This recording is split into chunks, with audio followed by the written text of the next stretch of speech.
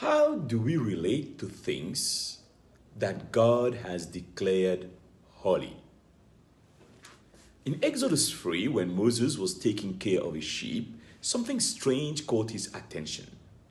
A bush was on fire without consuming. He came closer, and then a voice stopped him. We read in verse 6, "Do not come any closer," God said. "Take off your sandals, for the place where you are standing is holy ground." Holy ground. The Bible uses the adjective holy to describe God, some places, a day of the week, and even a portion of our resources. The word holy conveys the idea of sacredness, apartness. At Horeb, the presence of God is the source of holiness.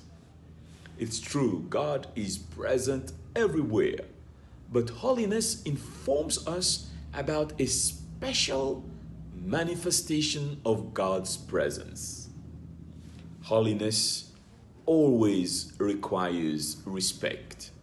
Moses stepped backward. Holiness represents also a unique opportunity to have an encounter with God, to experience God. This is what happened to Moses. There at Horeb, Moses met God and he received words of instructions. Clear instructions about who God is and how to lead Israel out of Egypt. Moses met God and he had the possibility to speak out his questions and doubts. He even confessed about his insecurity. "Who am I, Lord?" Moses met God and he received words of hope for Israel, a land flowing with milk and honey, and words of hope for himself. "I'll be with you," said the Lord. After this meeting on holy ground, Moses was set to become a great leader of God's people. Dear friend, how am I respecting what God has declared holy?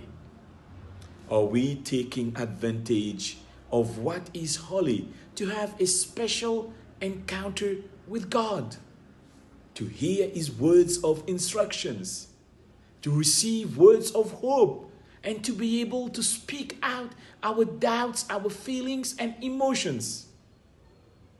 Allow me to remind you about his holy Sabbath and his holy tithe. He set these apart for us to experience him in a mighty way. Read the Bible and grow daily.